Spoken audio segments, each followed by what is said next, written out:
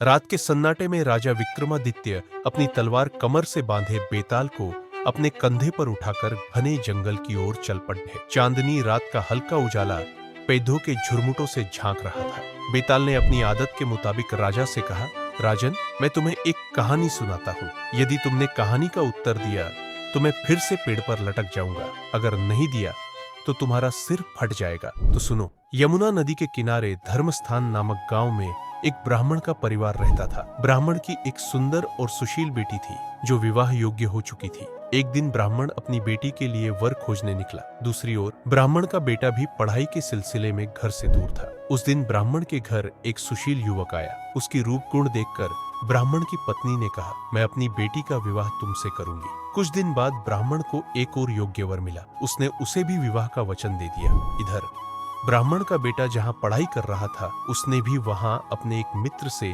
अपनी बहन का विवाह कराने का वादा कर दिया। जब यह बात तीनों युवकों को पता चली तो सभी सोच में पड़ी। तभी एक अनहोनी घटना घटी। सांप के काटने से ब्राह्मण की बेटी की मृत्यु हो गई। सभी ने भरसक प्रयास किया लेकिन उसे बचाया नहीं जा सका। शोक संतप्त परिवार और तीनों युवक शव को श्मशान लेकर गए। दाह संस्कार के बाद पहला युवक हड्डियां चुनकर फकीर बन गया और जंगल चला गया। दूसरा युवक राख लेकर श्मशान में झोपड़ी बनाकर रहने लगा। तीसरा युवक योगी बनकर देश देश घूमने लगा। एक दिन तीसरे युवक ने संजीवनी विद्या प्राप्त की। उसे पता चला कि इस विद्या से वह मृत लड़की को पुनर्जीवित कर सकता है। वह तुरंत श्मशान पहुंचा जहां बाकी दोनों युवक पहले से ही मौजूद थे। तीनों ने मिलकर हड्डियां और राख इकट्ठी की। संजीवनी मंत्र पढ़ने के बाद लड़की राख से जीवित हो उठी। परंतु अब तीनों युवकों में झगड़ा होने लगा कि लड़की किसकी पत्नी होगी। बेताल ने राजा से पूछा, राजन, बताओ वह लड़की किसकी पत्नी होनी चाहिए। विक्रमादित्य ने जवाब दिया, जिसने राख लेकर वहां साधना की